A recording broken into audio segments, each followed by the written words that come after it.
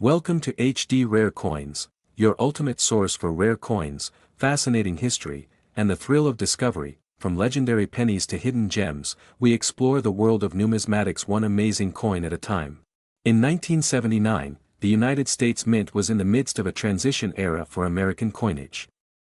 The Kennedy half-dollar, first struck in 1964 to honor the late president, was still in production, but by this time, its silver content was long gone, replaced with a copper-nickel-clad composition. The coin remained a staple of American currency, though its circulation in everyday transactions was already diminishing. Minting technology had improved significantly over the decades, but perfection was never guaranteed. Dies wore down, alignment shifted, and human oversight could never fully eliminate the risk of anomalies slipping into circulation. The Philadelphia, Denver, and San Francisco mints were producing half-dollars that year, each bearing its own subtle characteristics. Yet, somewhere in the complex dance of striking millions of coins, one particular die flaw would quietly set into motion a mystery that would only be unraveled years later. The mint floor in 1979 was a hive of precision and repetition, the rhythmic clanging of presses almost hypnotic. Every coin was meant to be an identical reflection of its master design, a bust of John F. Kennedy on the obverse, the presidential seal on the reverse. But as production rolled on, a tiny misalignment between the die and planchet introduced a subtle but unmistakable anomaly. To an untrained eye, it was just another half-dollar. The error was not the kind of glaring mistake that halts production or prompts recalls. Instead, it was the sort of imperfection that could hide in plain sight, traveling unnoticed from one hand to the next. The mint workers likely never realized what had happened.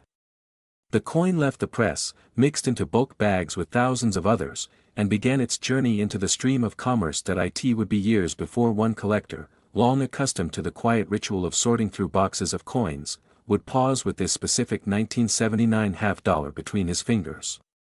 The afternoon light struck the coin's surface just enough to reveal that something was off. At first, he couldn't place it. Kennedy's profile seemed fractionally distorted, his jawline stretched in a way that almost felt intentional, yet clearly was not part of the original engraving. The reverse bore an eagle whose wings seemed to lean ever so slightly, and the text was uneven in a way the collector had never seen before. His pulse quickened, not in immediate certainty, but in the faint whisper of possibility. He had seen errors before, off-center strikes, double dies, clipped planchets, but this was different. It was as if the design had been nudged during the strike, creating a shadow-like doubling that danced just outside the lines of the engraving that he didn't rush to judgment. Instead, he placed the coin aside, determined to study it later with fresh eyes. That evening, under magnification, the details became undeniable. The doubling on the date was subtle, but each numeral in 1979 carried a faint ghost of itself, shifted slightly. The Liberty across the top bore the same phenomenon, as though a phantom layer of the design was hovering just above the real one. This was no post-mint damage. It was born in the press, in the moment of its creation. The collector felt a creeping sense of excitement, tempered with the caution of someone who knew that the coin world could be as full of illusions as it was treasures. But there was something about this piece, the crispness of the doubling, the way it affected both obverse and reverse, that hinted at a rare mechanical misalignment, the kind that collectors quietly dream of stumbling upon. Over the next few months, he showed it to trusted fellow enthusiasts, each time gauging their reactions. Some immediately leaned closer, squinting at the date, running their eyes over Kennedy's jawline. Others tilted the coin, catching the light across the raised lettering. Whispers of machine doubling mingled with mutterings about possible, true double dies. The distinction was critical. One was common and worth little, the other could elevate the coin into an elite category. No definitive answer emerged, but the conversation itself fed the growing aura around the coin. The collector began to notice something else, similar 1979 half-dollars surfacing occasionally in online forums, though none quite matched the characteristics of his own. If this error existed in a small run, how many could still be out there? And more importantly, how many had already been lost to the churn of commerce, gone forever? The coin's value was not immediate. In the early 1980s, even a double-die half-dollar would have fetched only modest attention. Error collecting was a niche pursuit then, and most Americans were unaware of the subtle variations that could exist in everyday change.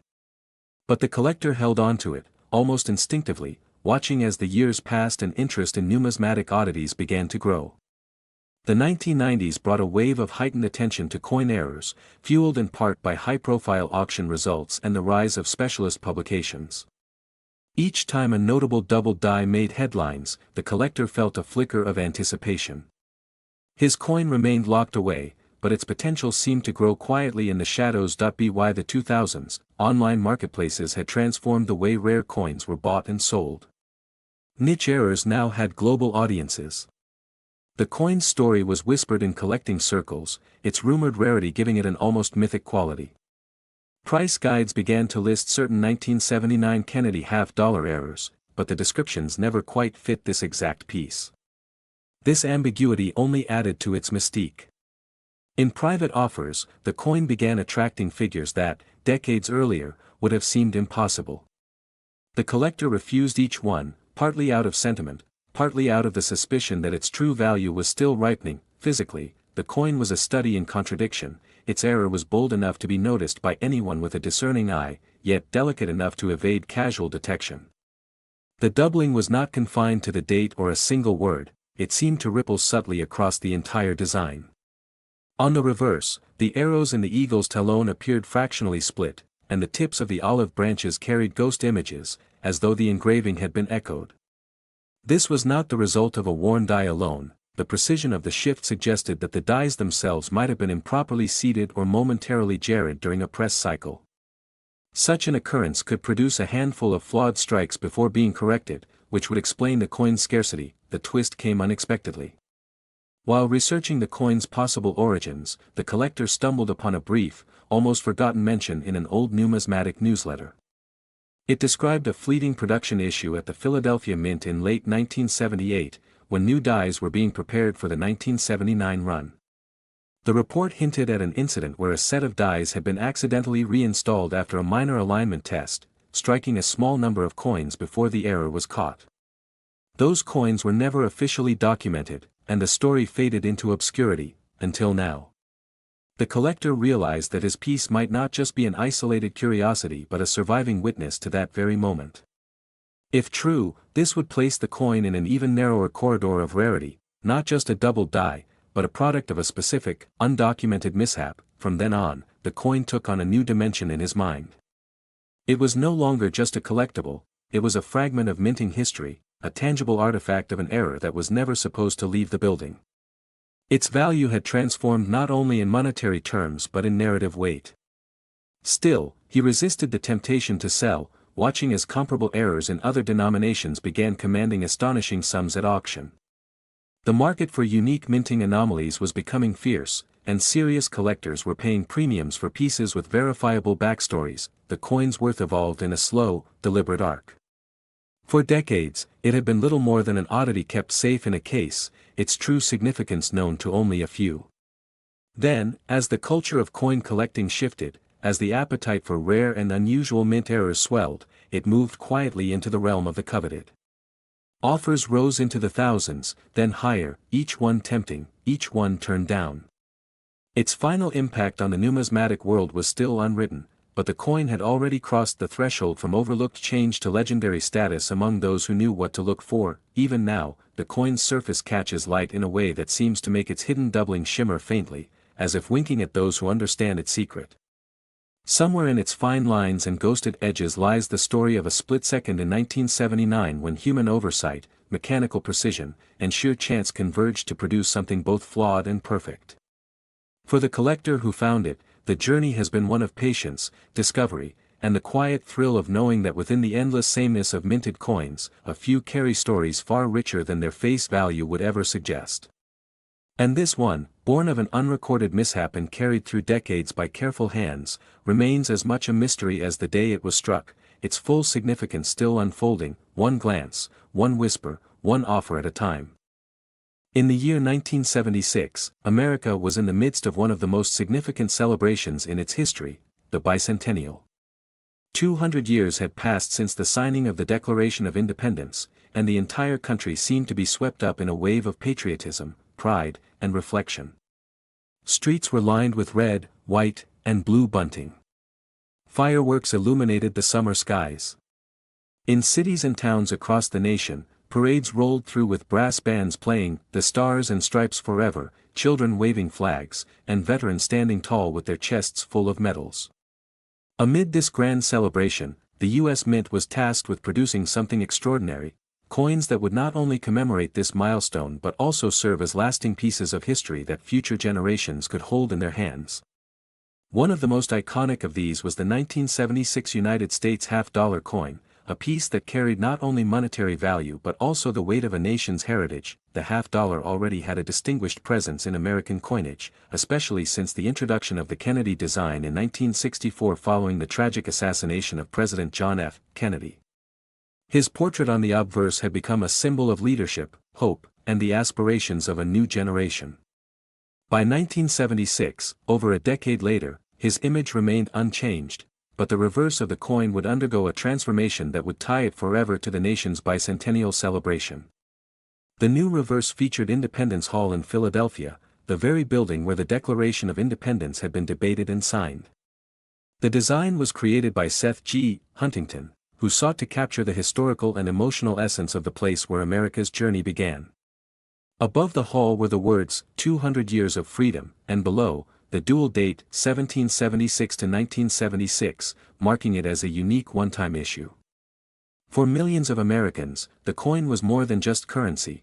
It was a keepsake of a once-in-a-lifetime celebration. When the mint began striking these coins in 1975, they actually bore the dual date, 1776 to 1976, on all examples, meaning there are no coins dated simply 1975 for the Kennedy half-dollar. The coins were minted in large numbers at the Philadelphia and Denver mints for circulation, and special collector versions were produced at the San Francisco Mint in both copper-nickel-clad and 40% silver compositions. For everyday Americans, receiving one of these coins in change was a delightful surprise, a reminder of the bicentennial festivities that were happening all around them. For collectors, however, the real excitement came in finding pristine examples, special proof strikes, and rare varieties. The 1976 Kennedy half-dollar has an interesting story when it comes to its metal composition. The circulating versions were made from the standard copper-nickel clad, while special collector sets included 40% silver strikes. These silver bicentennial halves were sold in proof and uncirculated sets, and over the years, they have remained highly desirable for their beauty and historical significance. In pristine condition, especially with strong strikes and cameo contrast on the proof versions, these coins can command impressive premiums. But beyond the condition and metal content, certain varieties have made some examples far more valuable than others.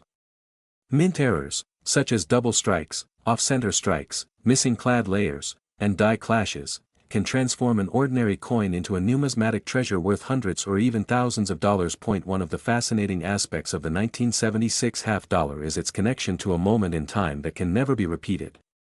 It was part of a broader bicentennial coin program that also included the quarter and the Eisenhower dollar, all featuring special reverse designs.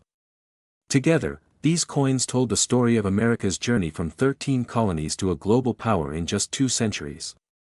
For many who lived through the bicentennial year, these coins are tied to personal memories, family picnics, fireworks displays, visits to historical sites, and a shared sense of unity that transcended political divides.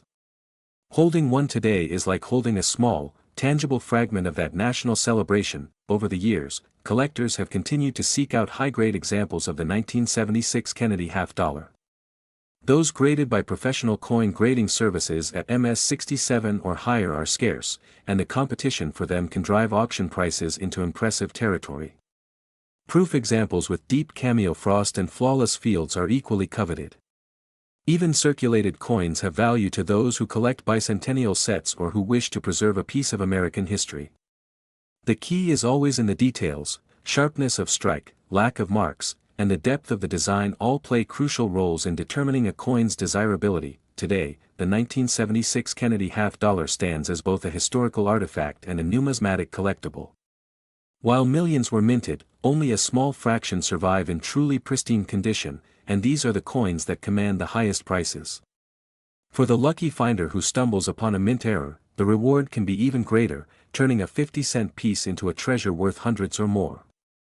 And then, of course, there are the silver issues, which combine precious metal value with historical appeal. For many collectors, owning a complete set of bicentennial coins, including the quarter, half-dollar, and dollar in both clad and silver proofs, is a goal that brings great satisfaction. The true value of the 1976 Kennedy half-dollar, however, is not just in its potential price at auction. It is in what it represents, the resilience of a nation, the pride of a people, and the enduring memory of a celebration that brought millions together. For those who remember 1976, it is a keepsake of a joyous year.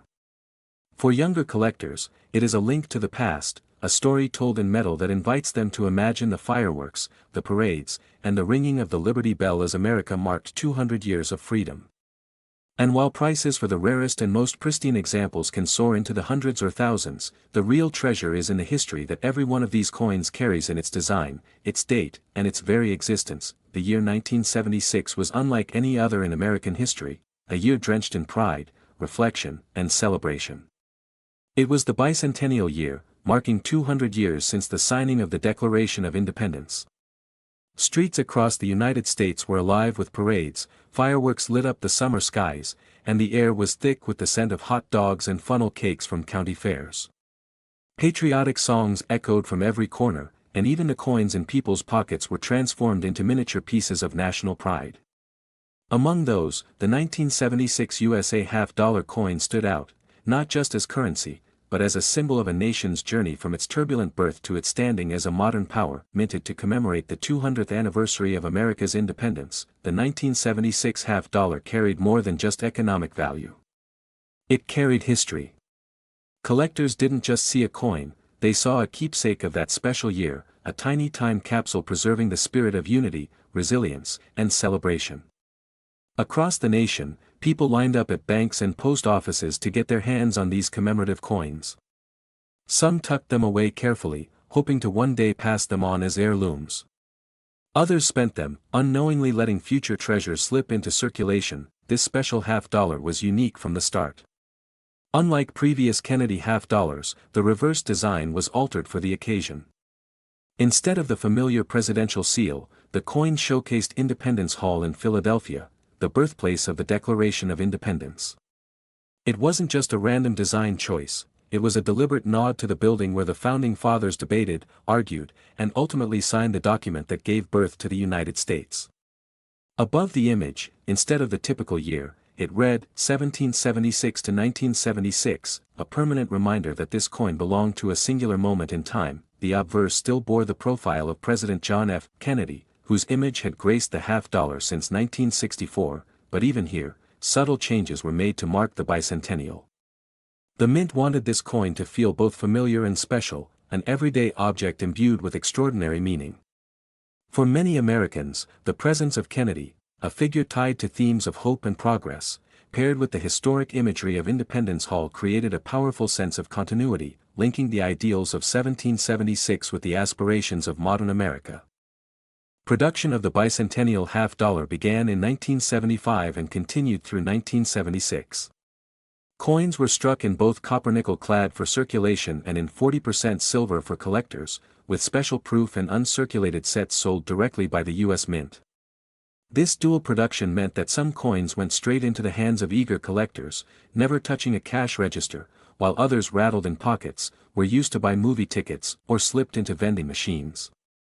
The thought that a coin designed for a once-in-a-lifetime celebration could end up wedged between couch cushions or buried in loose change jars made it all the more fascinating for numismatists decades later. The artistry behind the reverse design came from Seth G. Huntington, who captured the grand yet humble architecture of Independence Hall with remarkable detail. Every line in the building's brickwork, every pane in its tall windows, was rendered with precision, an accomplishment when working with such a small canvas. Huntington's design didn't just depict a building, it evoked an era. You could almost imagine the echo of quill pens scratching parchment, the murmurs of debate, and the final, resolute signing that would set the colonies on a path toward independence. Yet, beyond the beauty and symbolism, the 1976 half-dollar holds another kind of allure, rarity in certain forms. While hundreds of millions were struck, certain mint marks, conditions, and striking errors can command impressive prices today. Coins struck in San Francisco in 40% silver, especially in pristine proof condition, are sought after by collectors who value both their silver content and their historical significance. Even more intriguing are the rare minting errors, off-center strikes, double dies, or coins with missing details, that transform an already special coin into a numismatic prize. The bicentennial $50 also became a pop culture icon. It appeared in movies, television shows, and even in the hands of magicians who used the coin's distinctive design in sleight-of-hand tricks. Children growing up in the 1970s often remember being given one by a parent or grandparent, told to hold on to it because it was special. Many of those children would later rediscover their coin, tucked away in a dusty drawer, and realize that it wasn't just money, it was a direct link to a moment in America's story. Even decades later, finding one in circulation brings a small thrill. It's like encountering a relic from a time when the entire nation paused to remember its beginnings. And while most circulated examples today aren't worth much beyond their face value, certain versions, especially those in untouched, flawless condition, can fetch significant sums. For collectors, the challenge lies in finding those perfect specimens, preferably still sealed in their original mint packaging or preserved in a professional coin grading slab, and of course, the value isn't always measured in dollars. For many, the true worth of the 1976 $50 is emotional, tied to memories of bicentennial parades, family gatherings, and a sense of national pride. The coin captures a rare moment when Americans, despite their differences, came together to celebrate a shared heritage. That makes it not just a collectible, but a tangible reminder of unity, a quality as valuable today as it was in 1976.